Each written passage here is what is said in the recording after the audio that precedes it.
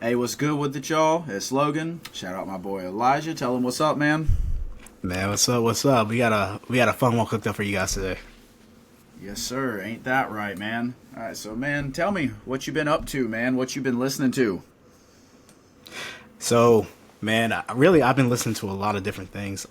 So yesterday specifically, I listened to four albums actually. I listened to Kid Cudi's I cannot remember the name of his last album, but it His has last one? Tequila Shots. Intergalactic. Oh, no, that's The Man one on the before Moon that 3. Yeah. Yes, there you go. Man on the Moon 3. Yeah. Man on the Moon 3. I listened to Man on the Moon 3. I listened to So Far Gone by Drake. Yep. And then I also listened to, I actually listened to Rodeo by Travis Scott. Going back Okay. to that one. And I can definitely say Yep. that going back to Rodeo, really all those albums, but going back to them, I was like, wow, it's aged so well. Like, Yeah. it's Oh, aged facts, so man. well. Facts.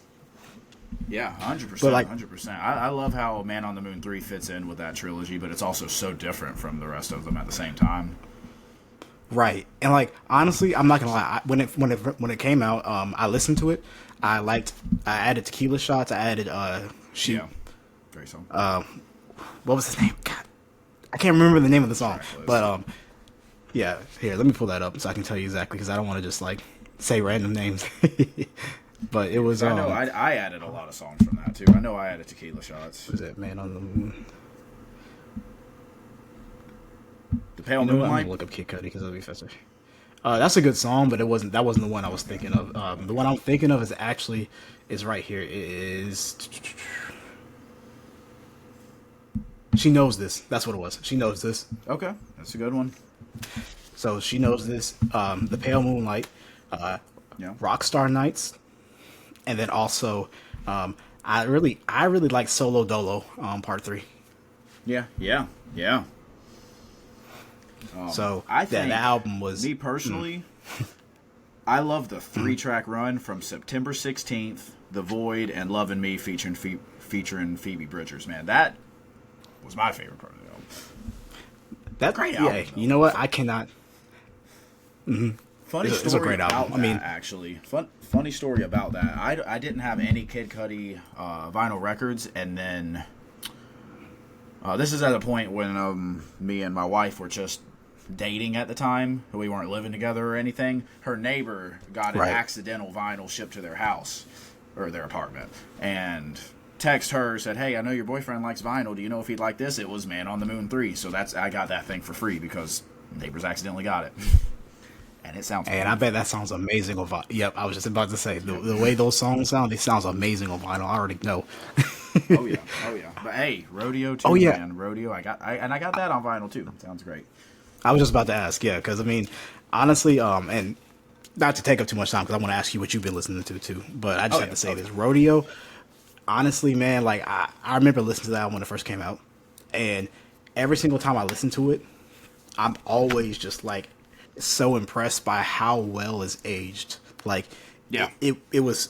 I thought it was amazing my first listen, and yesterday I listened to it, I was like, this is an amazing album. Yes. There's only one Yes. song on there. There's only one song on there that I was kind of like, One with Kanye, ain't it? honestly, I like that song. People may not like, You that, like that song, song? but I actually like that song. Piss on your grave. I like how Piss on your grave. I like how. Yeah, I don't- But that's the thing. That's what I like. I like how abrasive it is, though. It's like piss on your very grave, abrasive. piss on Very- your grave. very, like, Very like Yeezus age Kanye, which I guess that was coming out within 2 years of that. So, was it? Wait, yeah, that's a good point. Did Yeezus came out Yeezus was 2015, because that came out. and I'm pretty sure Rodeo Yep, was so 2 15. years, 2015. Yep. So yeah, no. The song I was talking about though, I'm not. I like Flying High, but that's probably the one song there that I'm just like. It's not the best, but I enjoy it. It gets you a little hype. Oh yeah, I don't know. What's the best maybe song on maybe that I'm alone with this. Okay, other than Antidote, I'm gonna say Maria, I'm Drunk. Antidote was not the Antidote was never that was the answer. Maria, I'm Drunk is definitely the best I mean, song. Antidote's a great song. Yeah, it's Maria.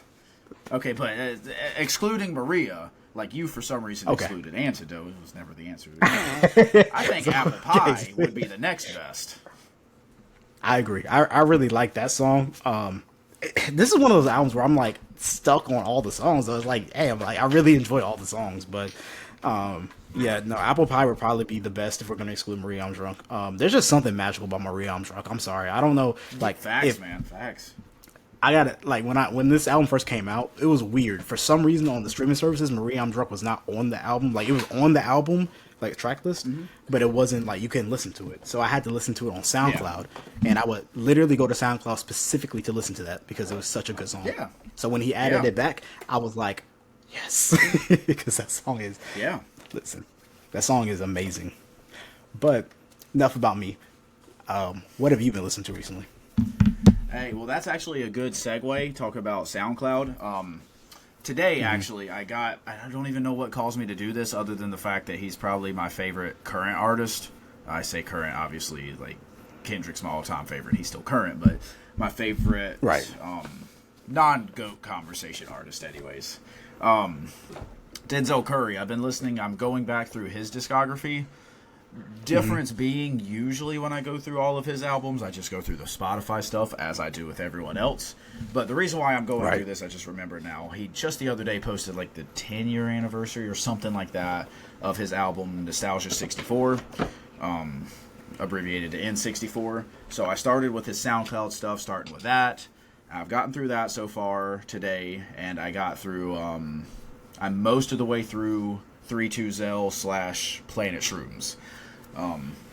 The reason why I make that specification, usually when I go through Spotify, I just go through 32Zell. I don't even do N64, and Spotify doesn't have Planet Shrooms.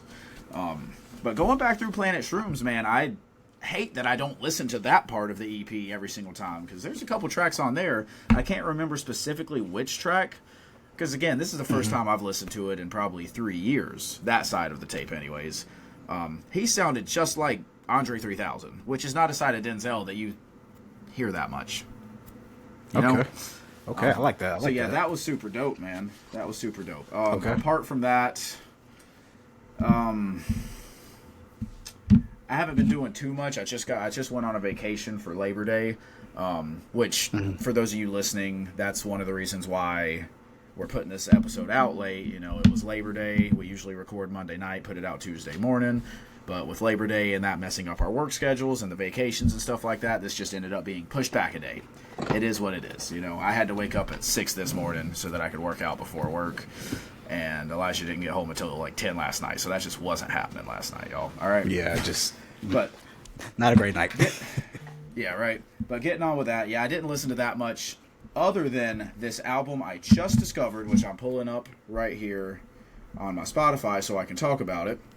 It is by an artist who I've never heard of before called Genesis Owusu. I hope I'm saying that right. It's Genesis spelled as you would, like the book in the Bible, and then Owusu.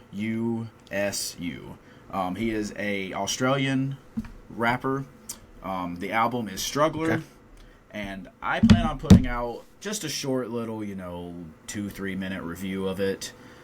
Going a little bit more in depth than what I am right now on TikTok, if you follow our TikTok. If not, go ahead and find it. It's the.blueprint.pod. Check that out. We put clips of this on there. We also do our own things on there a little bit. I have a video talking about the Drake cover art that was made by his son, of course. But this album, just such a vibe, man. I'll say if you enjoy the Gorillaz, you'll enjoy this. It's a weird comparison. Not many people will ever get compared to the Gorillaz, but if you enjoy them, I think you'll enjoy this. Very fun to listen to. And like I said, hit up our TikTok to see more about that. But I just wanted to give a shout out to that as a part of something I've been listening to recently. That being said, that's dope. That's dope. I like that. Australian. That's really cool. Yeah, random. No, I don't even know how I found it, honestly. I don't remember. Maybe it was on Twitter. Maybe one of my people I follow on Twitter shared it, because I don't think it was like a Fantano review, which I do keep up with him because he reviews random things. Anytime you see that yellow flannel, I immediately say I probably need to listen to that album. But no, I don't even remember how I found it. It just popped up. I was like, oh, let me check it out, and it was like 30 minutes long, maybe 35. I don't know. Let me see. Yeah, it was 38 minutes long.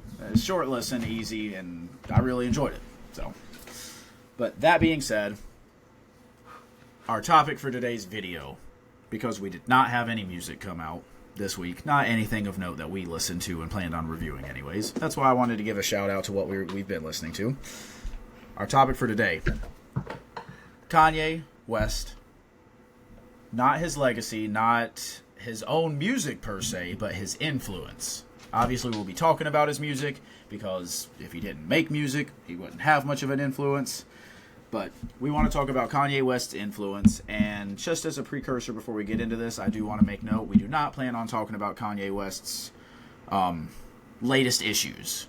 The closest thing to an issue we'll talk about, maybe if we decide to bring it up, is like the Taylor Swift thing, or whenever he called out George Bush. We are not talking about the latest comments he's had, or like his siding with Trump. We don't want to get into all that. We just want to focus on a great artist, regardless of what you think of him as a person, and how he has influenced the musical genre, specifically within hip-hop.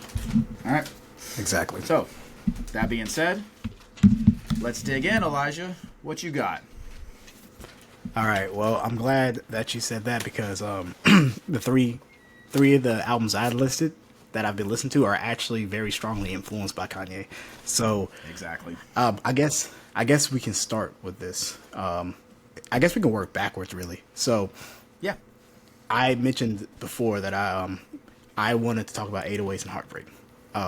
So I think 808s and Heartbreak might be. I'm not. This is, again, we're not talking about his discography necessarily. So I'm not saying this is his best album, but yeah, I am fairly certain that this is his most influential album. And the reason I say that, is so if anybody, which I'm sure a lot of people do, anybody likes Drake, we wouldn't have Drake without 808s and Heartbreak. 808s and Heartbreak literally paved the way for Drake to start off how he was, and then obviously be bigger. So it's really interesting because Kanye started out as, making beats, and then he started out his first 3 albums. Excuse me. His first 3 albums followed the same scheme of college dropout, late registration, graduation. They all followed, meant for college students, or meant for students. And they all sounded very similar. A little variations here and there, a little bit of fine tuning as he went on, but overall, very similar. They were all kind of, they were all. You can almost look at them like a trilogy if you really kind of want to look at it in terms of like the progression and how it sounded. Exactly, yeah. So, 808s was such a huge change and shift, and I know we weren't really going to talk about too many issues. I do think this is a relevant thing to talk about, though. 808s happened. Yeah. It came, of course, from after his mother passed away. And if you guys know anything about Kanye, hold on, my nose rings. He loved his mom. But yeah, if we know anything about Kanye, he's a mama's boy, huge mama's boy. And 808s is kind of like that. I don't want to. It's like a mourning album in a way, because it's like him really getting into his emotions and really letting it out. And I think that's something that makes it really good. But that's also what allowed it to influence hip hop to the way it is now. Because if you guys know, if you listen to mainstream hip hop for the most part, like, you used to have your trap music, which is pretty much everywhere too. But what else is also with trap music? You have emo rap, and a lot of artists are actually dabbling in both. Like, for example, if anybody listens to NBA YoungBoy, it's kind of a random one. But I just want to point out that even artists you wouldn't expect, Kanye still influenced. NBA YoungBoy would not be who he is if 808s never came out, because he's able to be a trap artist but also have the emo rap aspect. Juice WRLD, same thing. Even from Chicago, he's from Chicago, and there's no way you can tell me Kanye didn't influence him. Even Chief Keef. Chief Keef isn't necessarily emo rap, but like Chief Keef, like, Kanye paved the way for Chief Keef. Well, and they also worked together on Yeezus. Let's not forget that. Exactly. And let's go into just on that same topic you're talking about. Let's go into a really popular artist among the younger, like teenager, like high school age, and I only know this because I work with high schoolers, okay? Rod Wave. Kids love Rod Wave. Yep. Most of my kids don't like Kanye. I'll be honest. Most of my kids don't like Kanye. I don't know if they realize that, just like Drake, again, they might have still had their sound, but would they have gotten as big and as accepted as easily if not for 808s? I don't think so. I'd say no. Yeah, I'd say no. I mean, 808s. People who listen to this may also be a little too young to remember this, but when 808s came out, it was viewed as such a radical change, and it was very hated it. right. It was very the community was really split on whether it was a good album or not. Obviously, as it's aged, people have accepted that it is a good album. It's not just a good album, but it's a trailblazing type album. But it's if you haven't listened to 808s and Heartbreak, definitely listen to it and then tell me. If you are a Rod Wave fan and you haven't listened to 808s, listen to 808s and tell me that Rod Wave was not influenced by 808s and Heartbreak. Tell me that 100%. If that album had came out, 100%. Rod Wave wouldn't become who he is. And you know what? Even if Rod Wave himself wouldn't say that album influenced him, that's probably just because he's young enough that an album that was influenced by 808s influenced him. Exactly. I mean, so it's literally 808s has grandchildren.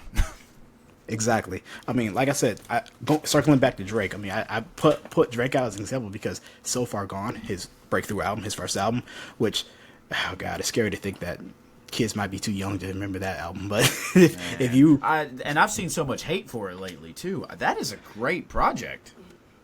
And you got to remember, it's his first. So it's crazy. It's his first breakthrough. Yeah. Exactly. So ain't nobody talk about comeback season.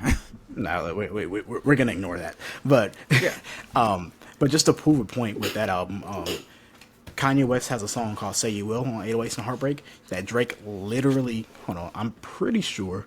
Let me tell you the name of the track just to make sure. I couldn't tell you off the top of my head, but I know what you're talking about. Drake literally takes the entire beat. Say What's Real? Yeah, Say What's Real. So Drake literally takes the entire beat, and just it's a sample. You could say it's a sample, but he really just covers it.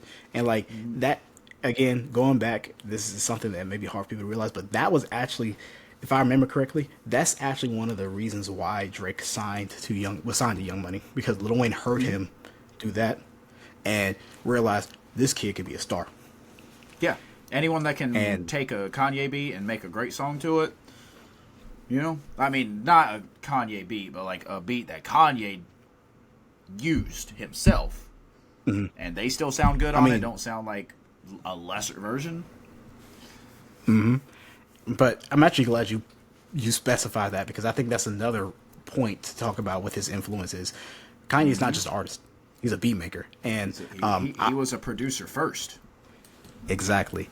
And if you didn't know, the reason why Jay-Z and Kanye were so tight is because when Jay-Z was in the early 2000s, when Jay-Z was becoming Jay-Z, who we know now, when he was becoming Jay-Z, I mean, Kanye was the one making his beats for the most part. Obviously other producers were making his beats, but I can almost guarantee you, if you look at any of his most popular songs from, the early to mid 2000s, if Kanye wasn't featured, Kanye probably has some hand in producing that song. Yeah. And that's just another form of what his influence impacted, because, obviously Jay-Z's a GOAT,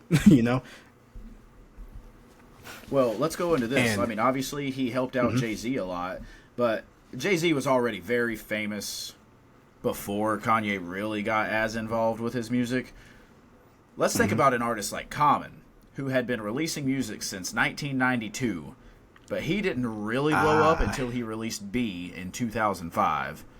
Again, 1992, that's 13 years later, but Common became more of a household name 13 years after the fact, once he started rapping over Kanye beats, because that album was pretty much entirely produced by Kanye.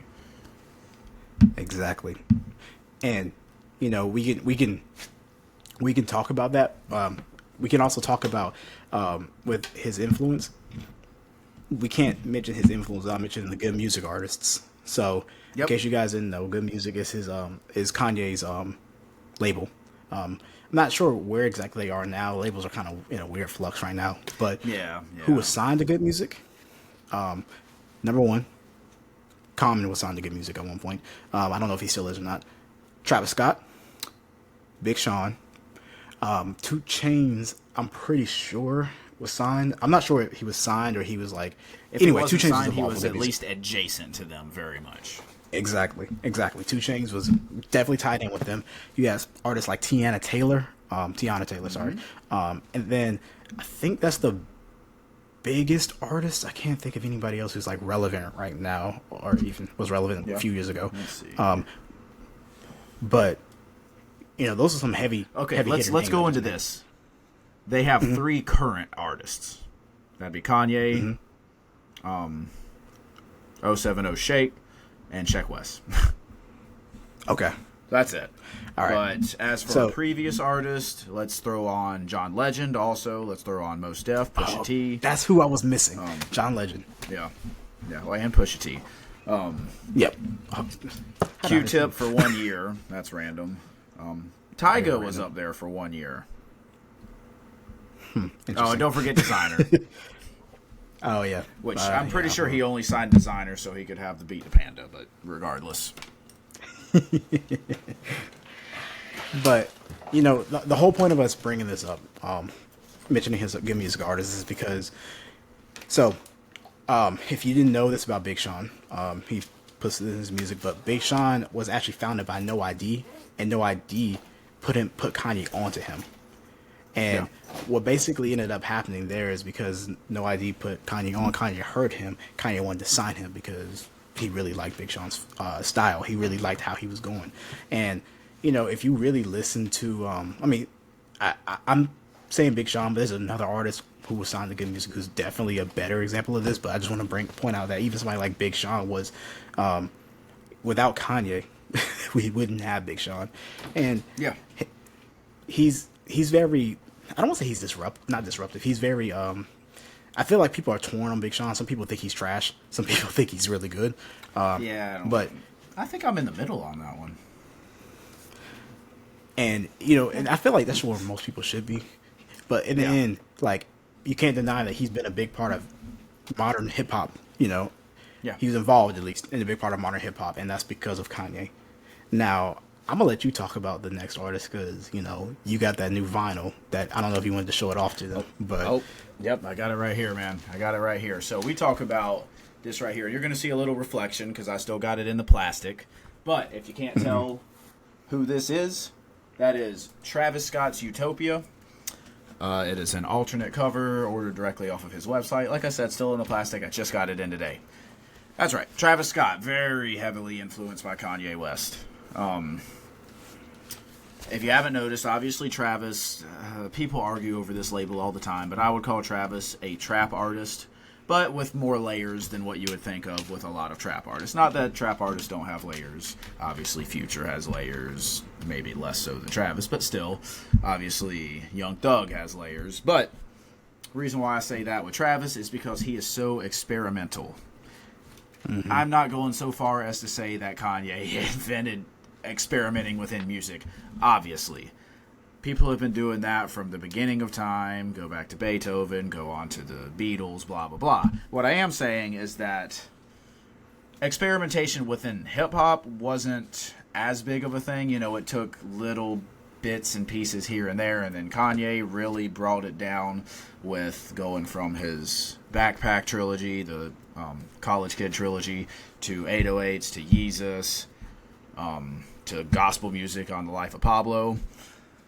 And Travis took that. He took a little bit of that. He took a little bit of Pink Floyd experimentation, and he used that to craft an album like Astroworld. You can see the influences on his sound on Rodeo directly from Kanye, including a feature from Kanye. Unfortunately, like I said, that feature's not the best, but yeah, and Travis is probably a top 5 biggest rapper in the game right now in terms of sales and numbers that he does, on top of being a highly quality artist. I actually watched his, the way I got this vinyl was there was a sale on his website. If you got the ticket to his virtual concert, you could get a vinyl for an extreme discount. Obviously, I used that. And when I watched that virtual concert, he literally was on there saying, he was introducing Kanye, and he was saying, like, listen, without Kanye West, there is no Utopia. Without Kanye West, there is no Travis Scott. that's proof of his influence alone right there. If someone says there's no me without him, you just got to take that as fact. And another thing I wanted to point out. So like, Kanye obviously signed Travis to Good Music. Actually, I don't even know if he officially signed him to Good Music. I just know he was obviously involved with Good Music for a long while. But I just wanted to point out that Travis also produces a lot of his music. He works with other producers, of course, but Travis, you can tell Travis has a lot of his own influence in his music. And again, just another way Kanye's influenced these artists, because literally Kanye, like say he was a producer before he started making music. And what I really like is, and I don't, this is something that, it's not new. It's not something that Kanye created, because it's been in hip hop for a while. I mean, even somebody like Pharrell, if you guys don't know, Pharrell Williams, if you ever hear a beat that repeats in the beginning 3 times, assume that Pharrell probably made that beat. But like, that's one of those examples of things, like you can just tell the style based on the beats. And that's something that Kanye really made, like, Kanye really did a lot of in his music, and it's just carried on through a lot of the people who also produced their own music, like Travis. Like, you can tell that it's a Travis Scott song because Travis produced it. You could tell it's a Kanye West produced song based on like how the beat is, how the style is, and I just really think that, like, when you look at even something like this, so we talk about the Taylor Swift incident, for example. This happened after 808s and Heartbreak. People didn't want anything to do with Kanye. A lot of people didn't want anything to do with Kanye. Personally, I think the whole thing was dumb, but we're not going to get into that. Yeah. But we're not going to argue Kanye was in the wrong. We're not going to argue that. Right, we're not going to argue that. He was obviously in the wrong. But because of the fallout from that, we got what can easily be debatably his best album in My Beautiful Dark Twisted Fantasy. And guess what? We went from 808s to My Beautiful Dark Twisted Fantasy, and you see there was a huge shift from 808s to that. And it's funny because My Beautiful Dark Twisted Fantasy has a lot of emotional songs too, but it's like the influence of that is, again, it allowed for people, as Logan said, to again, Kanye didn't create experimentalism, but because Kanye was able to do that and make 2 great albums back to back based off that, that's allowed more artists to become, like, to really just do what they want to do and not have to follow into the same troop of, all right, well, I'm a trap artist, so I'm just going to make trap music, Yeah. I'm a singer, so I'm just going to sing. Let's also not forget, up to that point where he dropped My Beautiful Dark Twisted Fantasy, I mean, obviously everyone knows Kanye for being so cocky and self-loving, but like for his first 4 albums, he was actually relatively calm and almost a little humble, I would say. Obviously, you saw more cockiness on Graduation, not so much on 808s because of the purpose of it. But then you get to My Beautiful Dark Twisted Fantasy, that's really where you start to see Kanye become a very cocky person. Very, obviously very not. so. Obviously, it would reach a higher peak after that. 3 years later, but no, but I think that since we're talking about that, another low-key, very influential album that people definitely did not like at the time, Yeezus. Yeah. Wow. Let's not even say low-key, man. That is not low-key. Anytime, like, Whole Lotta Red, Pink Tape, people call those Cardis and Uzis Yeezus. High-key, man. High-key. Like, that album just was so much, so, like, we talk about how cocky he is, how cocky he's been, all that stuff. That album was so much, like, honestly, it was to the point of decadence with his cockiness, and I really like that album. I know we talked about how Piss in Your Grave was very abrasive. There's so many songs on that album are just straight abrasive, like, just an abrasive album. Like, What'd he such say? an What'd he abrasive say? album. He said, who is this guy to call himself a god? I just told you who I think I am. A god. Like, and one of my favorite quotes, man. But that's exactly the type of, like, braggadociousness, but also, like, very, very not over the top. That's the beauty of Yeezus too. It was never over the top. Yeah. But that type of braggadociousness also allowed for more artists to come out and like really, Yeah. just be that. Honestly, Yeah. Well, let's say very- like there wasn't music like that in the mainstream for his type of audience before he made that. I'll even shout Right. out there was a season dedicated to Yeezus on the podcast Dissect, which I highly recommend if you really enjoy in-depth musical analysis. Get into that. But the season dedicated to that introduces this album talking about how people who were fans of Kanye and people in general dislike this album, and now we look back to it as this like marvel of technicality and just changing the way that people listen to things, comparative to that of Bob Dylan on Highway 61 Revisited, which most people would call his best album, where he was more of a folksy artist who all of a sudden introduced electric music, like the electric guitar and stuff like that. Like that's the type of change we're talking about that Kanye did on Yeezus. I love that comparison. Shout out to Cole from Dissect for that one. It's very accurate for this album. And again, it opened it up to so many other artists to try this thing. Obviously, there was abrasive rap music made before this. I mean, yeah, I think artists like Death Grips were still going to be around, but this really opened us up to it in the mainstream. And like, I'm gonna name a couple artists off the top of my head that may not be as relevant now, but they in the past like 7 years were somewhat relevant. Number one in my mind when you say Yeezus, I think of XXXTentacion. The reason why, because his music was so, a lot of his music, not all of it, but a lot of his music was so abrasive. Like his very first song, his song that made him popular, "Look at Me," abrasive. That song is just like it's just in your face, and it gives me Yeezus vibes so much. I don't know if I should even say him on here because, but 6ix9ine, for example, another artist that not all people influenced. You're going to influence bad people too. Look at Eminem's influence. Obviously, he influenced Tyler. Again, I do want to shout out Eminem because he made abrasive music way before Kanye did. Different sides of abrasiveness, though. But going back to my point, Eminem influenced Tyler, but then he also influenced artists like NF and God, who am I thinking of? Jordan Lucas, of course, Hopsin, people like that who maybe aren't in the best graces with hip hop. Maybe are a little bit repetitive. So you're gonna have good and bad influences. No shame in that. But even somebody like Tyler, the Creator, like I'm glad you mentioned Tyler with Eminem because Tyler also, if you listen to Tyler, was also influenced by Kanye. Very much so. A lot of, especially his most recent music, you can tell you can hear the Kanye influence in it. And again, I just want to point out, like of course, we're not saying that this is not us saying that Kanye made these artists because a lot of these artists they made themselves. They paved their own ways, but 100%. Kanye made it so much easier for them to do this. Like again, I got to go back to Drake. Like, and the reason why I go back to Drake is because whether you hate him or not, or whether you hate him or love him, he is probably the biggest, not probably, he's the biggest hip hop artist right now because he's just his name value wise.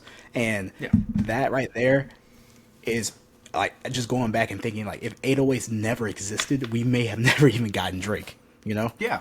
And like you said, building on your point, Drake would have still been there without Kanye. He might have had a harder path, but he still would have been there. Right. And artists like we were talking about Rod Wave. By no means are we saying these artists wouldn't be where they are today without Kanye, but everyone has to be influenced by something. We would still have gotten Michael Jordan, but would Michael Jordan have been exactly the player he was had he not looked up to David Thompson, a name that most of y'all probably don't even know? And I mean, more likely, what y'all know, if Michael Jordan hadn't been Michael Jordan, we may not have ever gotten Kobe the same way we got Kobe. Yep. Like, you got to think about it from that perspective. Kobe was Kobe. Kobe was always, most likely Kobe was always going to be good, if not great.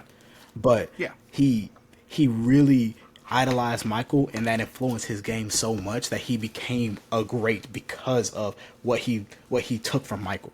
And again, he added his own thing. He became his own person. That's why we think of Kobe as himself, not as a Michael clone, obviously. But that's kind of the same concept we're talking about with Kanye and these artists. They're not Kanye clones. They're artists that took influence from Kanye and made their own thing out of it. Yeah, nobody's going to be dumb enough to try to be a Kanye clone because you're not going to try to emulate the exact same thing that a GOAT conversation artist is doing. You'll just always be compared to them and always fall short. But they are taking pieces of his game and adding it to theirs. Exactly. And, you know, we're still talking about his influence. I mean, his most recent albums, it's kind of hard to say he's influenced anybody with these most recent albums because they're a lot of them are just too new to really truly. You got to give time. You got to give time. But you know, I want to go to Donda. I can't even name how many features there were on. There's probably, honestly, there might have been 50 features on that album, realistically, and that right there to me is another form of his influence because you got to think about it. Being on a Kanye West song or having Kanye West on your song or having Kanye produce your song, that's literally like one of the best things as an artist you can have, you know? Yeah. It's like that's going to bring views. Exactly. So like imagine it's like I can only imagine Kanye asking you or hitting you up and saying, "Hey, I want you on my song. Yeah. I want you on my album." Yeah. Like you got to think about how important that is. I mean, it's the same thing with like Jay-Z. Jay-Z hits you up and say, "Hey, you know, I want you on a song." What you're gonna say yes, you know? Yeah, absolutely. And that's gonna help your career blow up. Exactly, and that's why I think that Kanye's influence is more than just like, okay, yeah, this, you know, this person heard his song and decided to, oh, I like that song, I'm gonna make something like that. It's more than just that. It's literally like,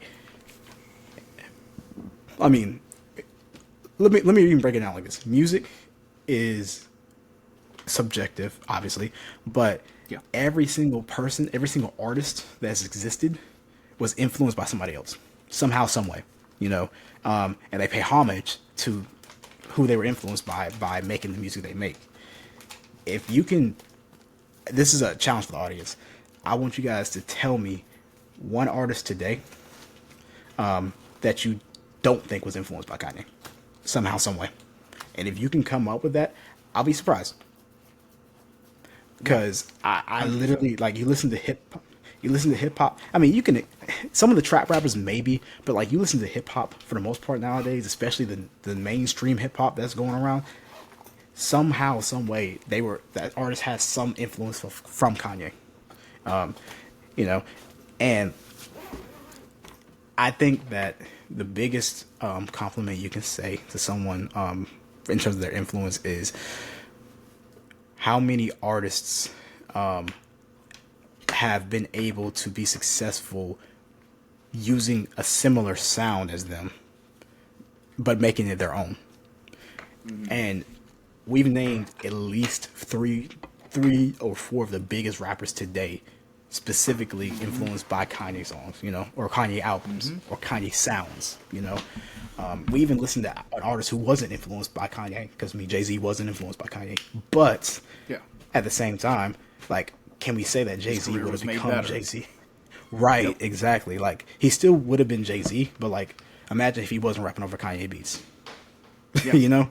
Now, he probably still had the money to get other producers, but it's just hard to beat that old school sample-based production, man. And that is a production that obviously wasn't invented by Kanye, but was very popularized by Kanye. The reason why I make that distinction, obviously hip-hop was also always, from the very beginning, sample-based, because it just started with turntables and vinyl records. But Kanye really made that stuff a science. Listen, so we've been talking about artists, but let's talk about producers that were influenced by Kanye. I mean, this is a little bit more involved because it's kind of hard. Like, you have to really be a music file. But like, I'm gonna name a few of the biggest producers that most people probably know. Metro Boomin absolutely was influenced by Kanye. There's no way you cannot tell me he wasn't. He was absolutely influenced by Kanye. 100%. If you guys know Drake's producer 40, I guess he's OVO's producer, but anyway, 40 absolutely influenced by Kanye. And the reason why I say that is because Kanye, one of Kanye's hallmarks for samples, you hear it in his early music, you hear it in a lot of new songs, but it's that classic, you know, taking a soul sample or taking like a soulful sample and flipping it and just making it sound beautiful. And 40 absolutely does that. Metro Boomin does that a lot too. You may not notice it as much because he has a lot of 808s, 808 drums obviously, but like it's a lot more the bass, more like trap, but it's more like trap beats. But if you really listen to a lot of his beats, is very strongly Kanye influenced. And honestly, you can listen to a lot of new artists nowadays, or not new producers nowadays, and say, okay, this was influenced by Kanye. Absolutely. Do you know any more off the top of your head? Hey, you are more of the person in no production than I am. I'm not even gonna lie. I'm gonna leave that one up more on your side. Yeah, I mean, I just feel like it's relevant to mention that though, because whether you know the producers or not, you can really hear in the songs like the influence of Kanye, because we're talking about samples, and hip hop is a sample based sample based genre. Like hip hop was literally created because it was they sampled other genres into rap. So and I feel like we're gonna have an episode where we definitely talk about like the samples and the influences of that, impacts of that. It's just so important, and it's so fun. So again, Kanye did not create samples, obviously, but Kanye was. I'd say you could say he was a pioneer in it. Not necessarily created it, but because of him, sampling has become so much bigger. It's really big to hear like, okay, what sample is this from? Who did they sample when they made this song? And there's no better feeling than whenever you suddenly get that. Oh, wait a minute, I recognize this, and then you go back and shout out the website whosampled.com. I think that's what it is. But you just suddenly are like, oh, I know this, I can put this together, and it's just a little like 5-second clip. That's incredible.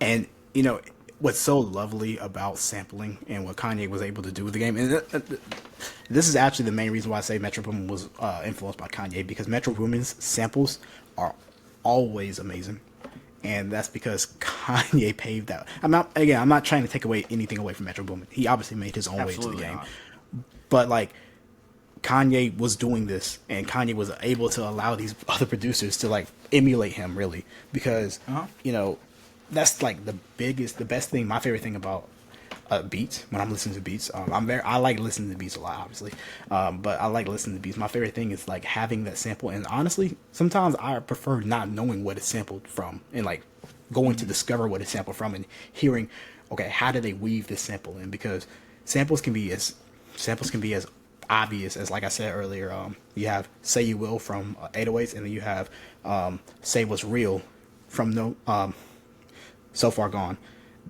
Same beat, pretty much the same song, which is cool. It's you can call that a cover. But then you have some intricate samples, like if you guys talking about Metro Boomin again, if you want to listen to Mask Off, if you don't know, you can look up on Genius and see what he sampled and how he weaved that sample in, and how amazing and how intricate it is. And like that's just something that Kanye was able to do. Like Kanye samples are always, a lot of times his samples are like obvious, but the way he weaves them into the beats, the way he layers them on, the way he textures it in is nothing short of amazing, honestly. And he also chooses. He also does a good job of choosing stuff that you're not going to recognize. I know when I listen to some of the Dissect seasons on Kanye, I mean, he's talking about like songs from Iceland or something. I mean, I'm not saying that, but just songs from countries that you never would have heard of unless you specifically are from there or for some reason listen to that kind of music. 99% of Kanye's fan base ain't going to recognize that. And how he finds this stuff, how he has the time while also marrying and divorcing a Kardashian and all this other stuff, I don't understand. Having his own clothing and shoe brand, where he finds the time, I don't know. Listen, when you have a love of music, that Kanye clearly does.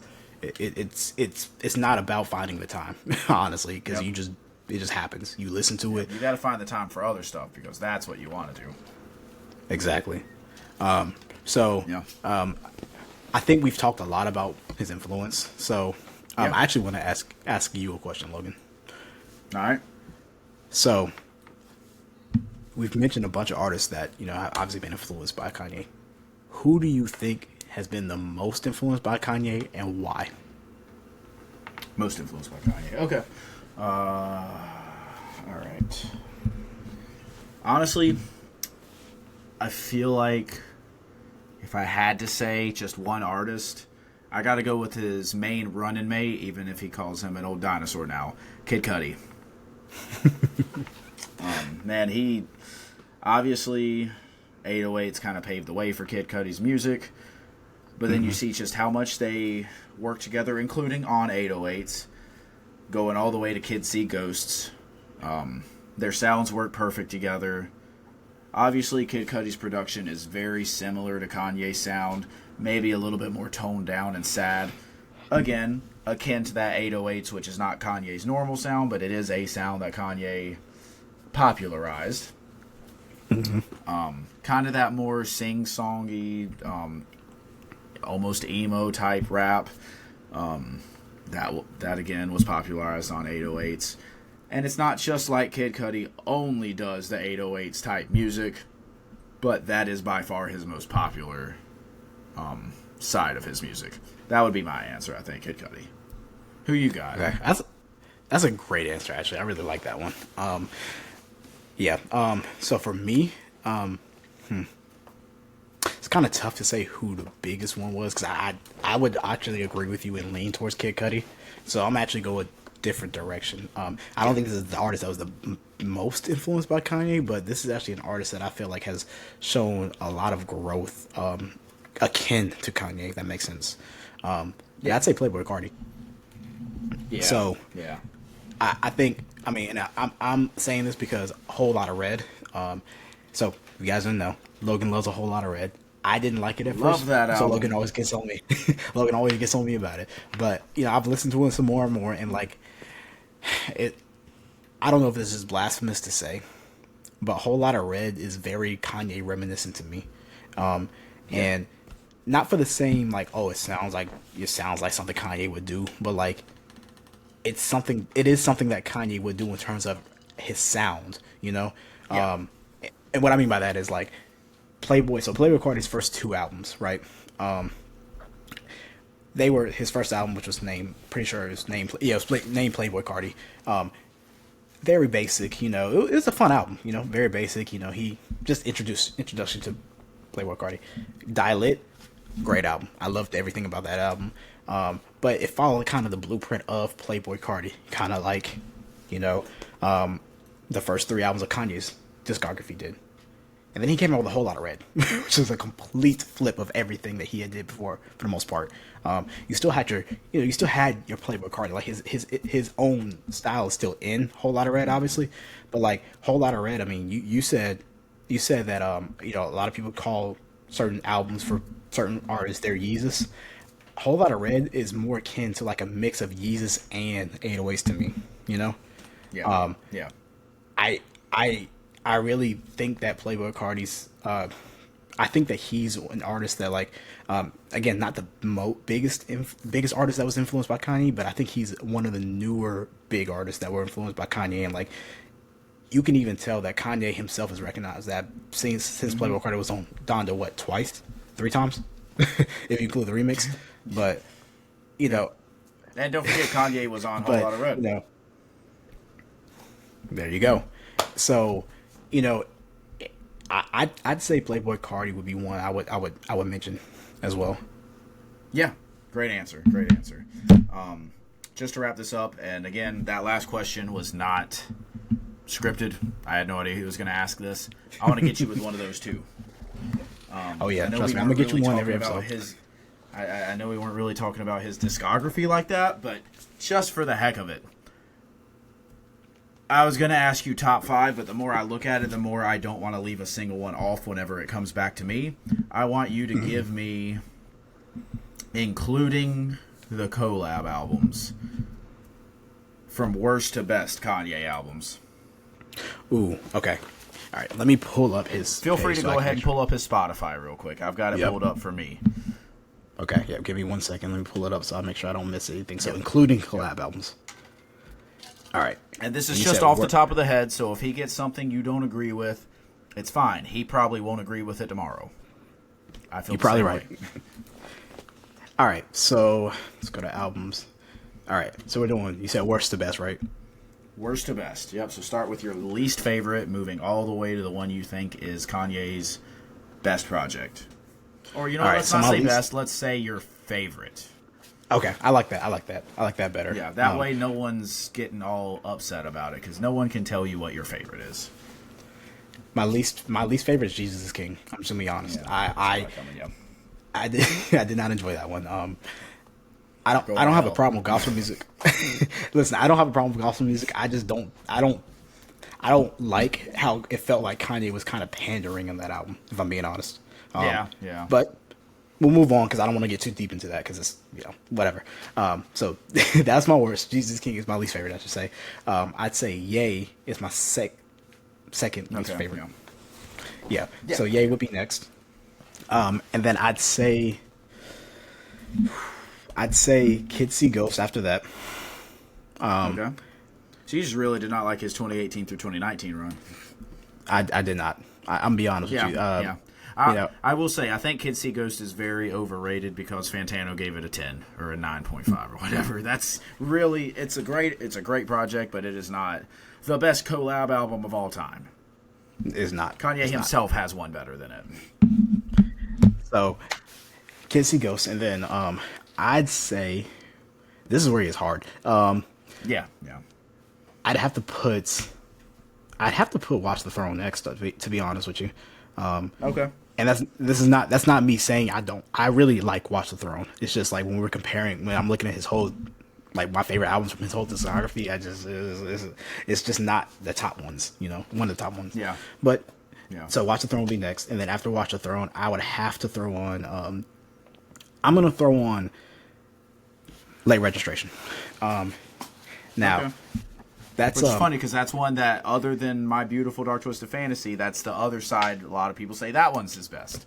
I'm not right. I'm not going to say I'm one of those people, but actually, never mind. Flip it. No, don't change your mind. I would say The College Dropout first, then Late Registration, like that. It goes like that. So,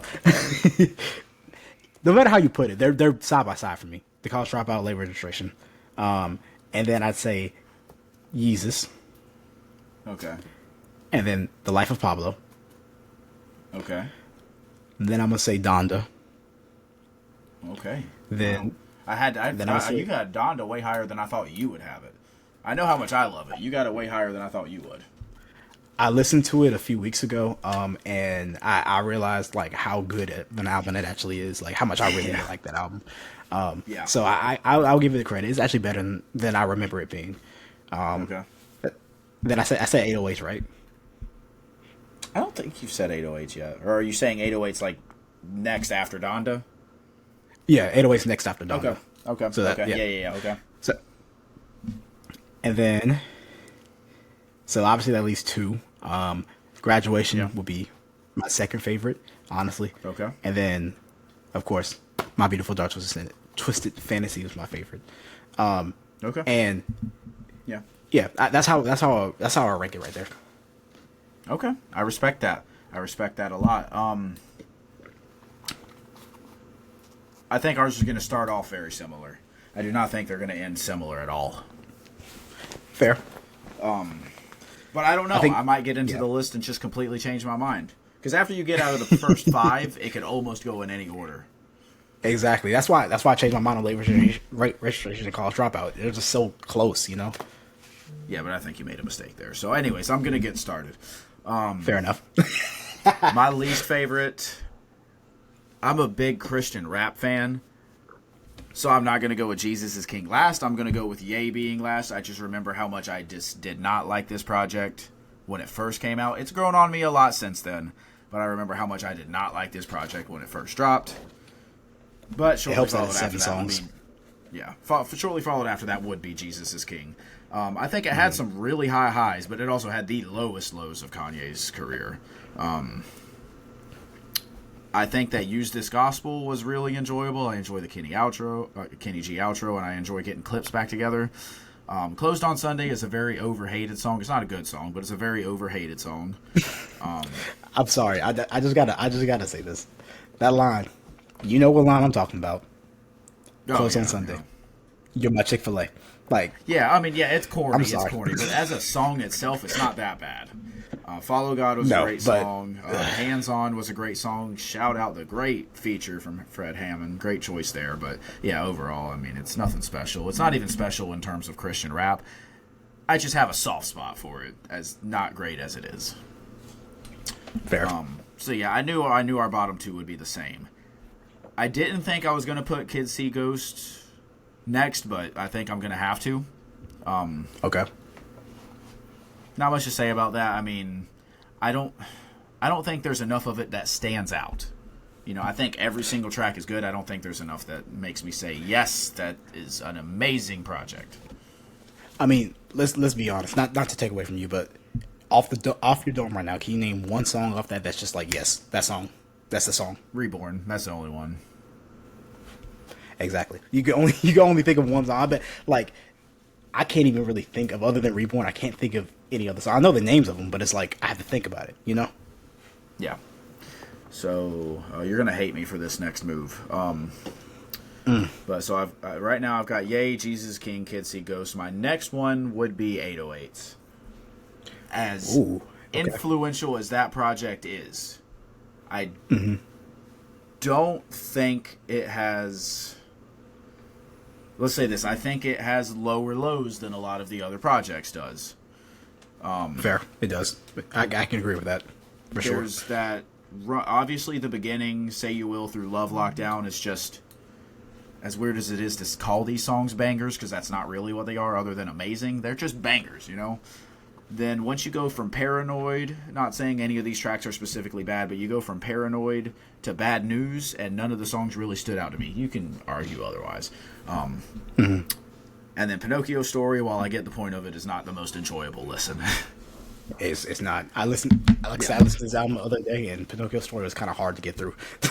Honestly, it if you get through it, it's good, but it's like not enjoyable at the same time. Yeah. Moving on to that, more keeping on track with the same way yours was, I'm going to go with Watch the Throne next.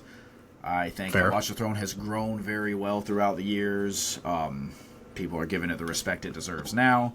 I didn't care for it that much. I thought it was a slog to get through the first couple of times, but now that I go back to it, man, I have so many of these songs on playlists. I think it's a great project. I mean, that's... Sorry, I didn't mean to interrupt you. I was just going to say go ahead. My bad. No, that's one of the best collab albums of all time. Let's be real. Like, you have two of the best artists of all time together. Hip hop terms, at least. And they have great chemistry. Exactly. So, you know, that's an album. Again, we're saying our least favorite to favorite, but that does not mean that we hate any of these albums, you know. Ooh, quick interruption. I don't know, this has nothing to do with this podcast, but I just got a notification on my phone that Christian Wood is signing with the Los Angeles Lakers. Whatever. I don't know how much that means. But I wasn't gonna say anything. That means it's not going to help their defense at all, but regardless. Hey, this is a music podcast. Let's not talk about sports. Yeah, I just had to say it, man. Anytime Woj pops up, I got to talk about it. All right, so next, I got Watch the Throne. My next one, I'm probably going to have to go with Late Registration. Okay. I understand the people that think it's the best, but it's a very long project, 21 tracks, and while it's probably more polished than College Dropout, it doesn't hit to me the way College Dropout does. For some reason, I got so attached with College Dropout, it being his intro, and I'm not saying this because I'm putting College Dropout next. That's not it. I just want to make the difference here. College Dropout was my obviously the first album I loved by Kanye. It was exactly an hour and 16 minutes. And I listened to it on my drive from home to college every single year when I moved in, because my drive was exactly an hour and 16 minutes. So from start to finish, I would get through that entire album. I just got an emotional attachment to it for whatever reason. So yeah, Late Registration would be next. Okay. After Late Registration, let me go Graduation. Again, kind of on the same note. I thought going into this I would put Graduation below Late Registration, but I've gone back to it more and more, and the songs that are hits are freaking hits. The two songs that aren't hits, whatever. All the other songs are freaking hits. You know what, Barry Bonds and Drunken Hot Girls. Luckily, they are both side by side on the track list, so you get through them and it's over. Yep. I may be the only one that likes Drunken Hot Girls, but there's something about that song that's just like it's just like it's so weirdly placed in like everything, but it just flows to me. I don't know.